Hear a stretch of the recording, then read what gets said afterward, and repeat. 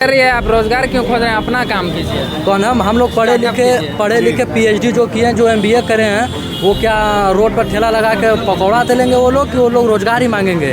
बनिए, आत्मनिर्भर हम क्यों बनेंगे? क्यों नहीं? क्यों किसी के भरोसे पढ़े लिखे हैं, पढ़ लिख रहे हैं, काबिल हैं। महंगाई चरम सीमा पे है, बेरोजगारी चरम सीमा पे है, भ्रष्टाचार का बोलबाला एकदम चरम सीमा पे है। मुगलसराय के कहीं मिल ही नहीं रहा है, क्या करे? ठेला लगाए, पढ़ लिख के व्यक्ति ठेला ही लगाना, तो इससे अच्छा अनपढ़ रहे, पढ़ाई नहीं जानते हैं कि कोई पढ़े और लिखे।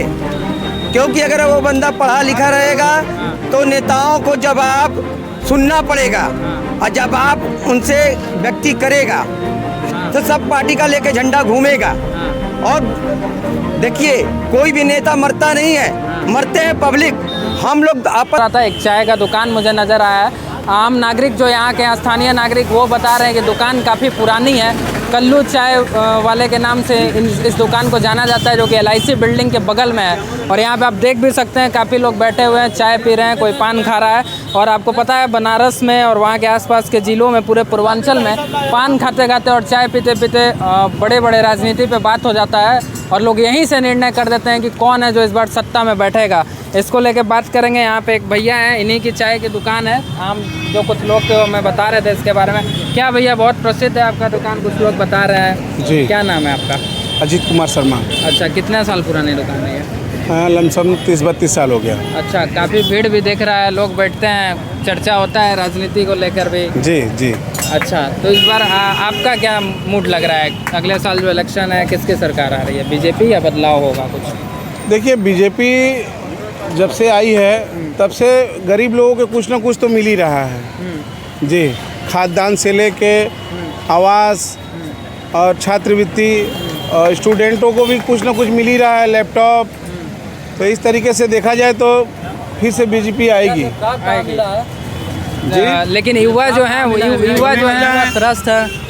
युवा जो हैं वो लगातार कह रहे हैं कि शिक्षा पे बात नहीं कर रही है वर्तमान सरकार। 2 करोड़ का मतलब रोजगार लेकर आई थी BJP कि 2 करोड़ का रोजगार मिलेगा, और 2 करोड़ रोजगार देने में विफल रही है। 25 से 30 लाख रोजगार मिला होगा, और उसके पहले कोई रोजगार ही नहीं मिला। 2 करोड़ बोलकर रोजगार ही नहीं मिला। सरकार कह रही है, आप रोजगार क्यों खोज रहे हैं? अपना काम कीजिए। कौन हम लोग पढ़े लिखे PhD जो किए हैं, जो MBA करे हैं, वो क्या रोड पर ठेला लगा के पकौड़ा तलेंगे वो लोग कि वो लोग रोजगार ही मांगेंगे? क्या कहेंगे भैया? अरे तो आत्मनिर्भर बनिए, क्यों किसी के भरोसे रह रहे हैं? आत्मनिर्भर बनिए। आत्मनिर्भर हम क्यों बनेंगे? क्यों नहीं? क्यों किसी के भरोसे पढ़े लिखे हैं, पढ़ लिख रहे हैं, काबिल हैं, अपने हुनर को आजमाइए। तो सरकार को, ये जो सरकार है उसको वैकेंसी वगैरह निकालना चाहिए। आत्मनिर्भरता एक अलग पहलू है, यहाँ सरकार की क्या योजनाएं हैं उस पर बात किया जा रहा है। अच्छा, ये बताइए, 10 सालों में क्या कुछ अच्छा काम हो गया आम जनता के लिए? नहीं, धीरे धीरे बदलाव तो आ रहा है देखने में। जैसे कुछ BJP नाम गिनवा दीजिए। जैसे कुछ देखिए, अभी हमारे यहाँ चौड़ीकरण होने वाला है। जैसे कि यहाँ कभी अगर कोई पर्व होता है तो हमारे मुगलसराय बड़ी छोटी जगह है, तो रोड जाम हो जाती है। अगर आप इस पार से अगर पुल उस पार जाना चाहेंगे तो करीब 3 घंटे बीत जाते हैं। लेकिन अगर राहुल गांधी प्रधानमंत्री के तौर पे आते हैं तो टक्कर दे पाएंगे? नहीं, टक्कर नहीं दे पाएंगे। नहीं, बहुत सा ऑप्शन है, बहुत से लोग हैं। जैसे नीतीश कुमार अगर आते हैं तो? नीतीश कुमार भी सही है, अखिलेश भी सही है, नया चेहरा है, युवा है। लेकिन अखिलेश यादव ये लोग जो हैं, सबसे बड़ी पार्टी तो विपक्ष में अभी भी कांग्रेस ही है ना? कांग्रेस है, लेकिन कांग्रेस के पास वैसा अभी तक चेहरा लॉन्च नहीं किया कांग्रेस। अभी विपक्ष के पास बहुत सारे चेहरे हैं। साउथ से उठा लीजिए, चाहे कर्नाटका से उठा लीजिए, तेलंगाना से उठा लीजिए, हर राज्य से उसके पास चेहरे हैं। तो ऐसे आपको क्या लग रहा है, बदलाव होगा? बदलाव इस बार होगा। इस बार बदलाव होगा। किन मुद्दों पे जो विपक्ष की सरकार है वो BJP को हरा सकती है? देखिए, महंगाई चरम सीमा पे है, बेरोजगारी चरम सीमा पे है, भ्रष्टाचार का बोलबाला एकदम चरम सीमा पे है। मुगलसराय के किसी भी वार्ड में आप घूम के देख लीजिए, रोड, नाली, सड़क बजा रही है। लेकिन के धमका करके चुनाव जीत रही है, और उसके पास कोई मुद्दा नहीं है। विपक्ष की भी सरकार आने दीजिए, उसके बाद समझ में आएगा इन लोग को कि कुछ लोग हैं जो कह रहे हैं कि 70 अभी उनके हाथ में है, उनके हाथ की कठपुतली बनी हुई है। आगे आने दीजिए, सरकार अगर चेंज होगी तो उन लोग को भी समझ में आएगा। कुछ लोग कह रहे हैं कि राम मंदिर बन गया, 370 हट गया, राम मंदिर मिलने से किसी का पेट भर जाएगा? घंटी बजाने से और रोजगार थोड़ी मिलेगा। यहाँ मेन मुद्दा है रोजगार यहाँ मिलना चाहिए सबको, चाहे रोजगार, शिक्षा, स्वास्थ्य, ये सब चीज़ों पर तो लोग बातें नहीं करते हैं। जबकि हम लोग को सबसे बड़ी चाहिए रोजगार। रोजगार कहाँ है बताइए किसी ये कि हमारी सरकार जब से आई है स्किल डेवलप हम कर दिए हैं, हर युवा आत्मनिर्भर हो गया है, हर कोई अपना कहाँ काम भैया करता है। आत्मनिर्भर है कोई बताइए। बेरोजगार तो लोग हैं, नौकरी चाकरी कहीं मिल ही नहीं रहा है। क्या करे, ठेला लगाए, पढ़ लिख के व्यक्ति ठेला ही लगाना, तो इससे अच्छा अनपढ़ रहे। पढ़ाई लिखाई करने से क्या फ़ायदा लोगों को। कि जितने भी पक्ष और विपक्ष जो भी नेताएं हैं, हम इनसे अनुरोध करना चाहेंगे कि शिक्षा हमारा सबसे बड़ा अधिकार होता है और देश के नेता ये नहीं जानते हैं कि कोई पढ़े और लिखे, क्योंकि अगर वो बंदा पढ़ा लिखा रहेगा तो नेताओं को जवाब सुनना पड़ेगा और जवाब उनसे व्यक्ति करेगा। सवाल करेगा कि क्या आप क्यों, किए 5 हाँ आपने क्या किया। वो शिक्षित रहेगा तब। अगर वो अशिक्षित है तो सब पार्टी का लेके झंडा घूमेगा। और देखिए कोई भी नेता मरता नहीं है, मरते हैं पब्लिक। हम लोग आपस में दोस्ती करते हैं और अपने पार्टी लेवल से लेके सबको लड़ाई करके आपस में भाईचारे को बिगाड़ते हैं। तो हम ये चाहते हैं कि हमारे देश में शिक्षा पर विशेष ध्यान दिया जाए जिससे डेवलपमेंट हो।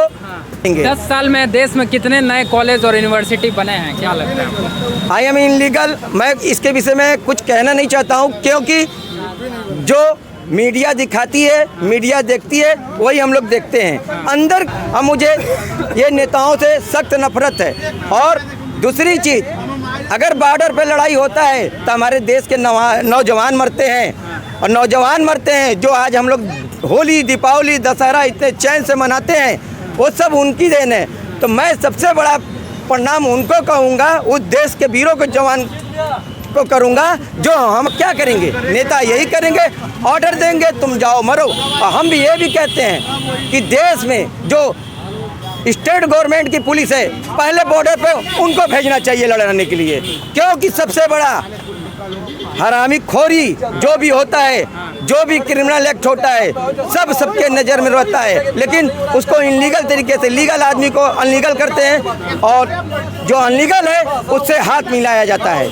ये बहुत ही अच्छी बात। ये तो बता दीजिए, बदलाव मुझे लगता है कि 50-50 का लड़ाई है। अच्छा अभी क्या हो गया भैया? भाजपा से हम लोग को पक्का गिरना होगा। कोई के देना बेकार है। जब साला अपना करना, अपना खाना, तो कोई मतलब नहीं है। मतलब वोट नहीं देंगे? नहीं, वोट भाजपा को नहीं, किसी को नहीं दिया जाएगा। अपने मतलब से मतलब वोटिंग का ही बहिष्कार कर रहे हैं आप, वोटिंग का? अरे यहू के जिता के 10 साल का के लिए मतलब तो अब बदलाव होगा कि नहीं, क्या लगता है? बदलाव होगा भैया। जरूरी है बदलाव होना। जैसे लोग बोल रहे हैं कि बेरोजगारी चरम पे है, एक तरफा ऐसे नहीं बोल सकते हैं। विदेशी कंपनियां निवेश कर रही हैं, हमारे उत्तर प्रदेश बिहार के लड़के जा करके गुजरात मुंबई में कमा रहे हैं। इस चीज़ को हमें नहीं भूलना चाहिए। विदेशी कंपनियां निवेश कर रही हैं, प्लांट बन रहे हैं, काफ़ी लोगों को रोजगार मिला है। बनारस में भी तो सर अमूल का प्लांट लगने जा रहा है। अभी सिल्क और रेशम की जो प्रोडक्ट थे जो बाहर से मंगवाना पड़ता था, वो अभी 2 दिन पहले हुआ है कि उसका जो प्लांट है वो यहीं पे बैठा दिया। कागज पे लग रहा है, कागज पे, धरातल पे नहीं उतरा।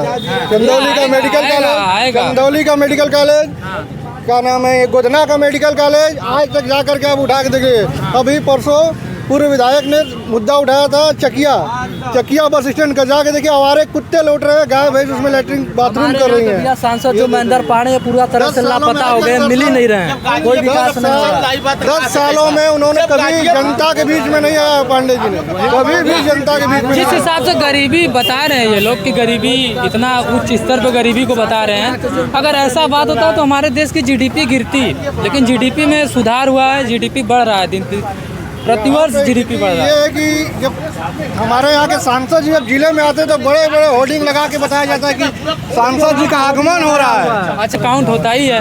अच्छा भैया ये बताइए, कौन है जो पीएम मोदी को टक्कर दे सकता है? राहुल गांधी का हम लोग आग बंद करके दे बोले। राहुल गांधी क्या बोल रहे भाई? आरजेडी मतलब समाजवादी, आरजेडी समाजवादी मतलब हमारे वोट मारने जाए। राहुल गांधी बेस्ट है, क्योंकि वो किसानों के लिए बहुत बढ़िया है। राहुल गांधी किसानों का कर्जा माफ करता है वो। और ये जो सरकार है बीजेपी है, अभी छोटी सी घटना देवरिया में, छोटी क्या बहुत बड़ी घटना हुई है, हत्या हुई है, लेकिन सरकार एक तरफा कार्रवाई कर रही है। योगी जी आए, दोनों परिवार की मृत्यु हुई है, दोनों के घर जाना चाहिए। लेकिन आज एक अखिलेश परिवार ने तो अपने 6 लोगों का जान गंवाया। ये लोग पहले किसने हत्या की, ये बताइए ना। पहले तो एक परिवार के उन्होंने ही हत्या किया, उसके बाद जनता ने जा करके उनके इनके समर्थक थे जा करके उनकी हत्या की। या जैसे हनुमान जी के जगह में ले लीजिए, कानून व्यवस्था नहीं सुधरा है। कानून व्यवस्था न उस सरकार में ठीक था न इस सरकार में ठीक है। एक जो सबसे बड़ा खामी इस सरकार में देखने को मिल रहा है कि जो सिविल सर्विसेज ऑफिसर हैं उनका ट्रांसफ़र और उनका पोस्टिंग उनके सहूलियत से या सरकार अपने सहूलियत से कर रही है।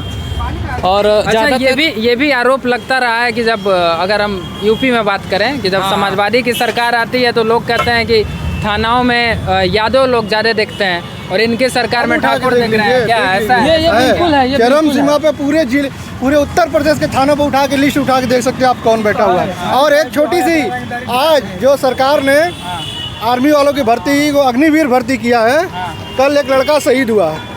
कल का दूसरे प्रदेश का एक लड़का शहीद हुआ, पंजाब का एक लड़का शहीद हुआ। उसको सरकार ने कैसे भेजा पता है? एम्बुलेंस से उसके घर भेजा, कोई सम्मान उसको नहीं मिला। उस जमाने से बातचीत किए, बड़ा शानदार डिबेट हुआ।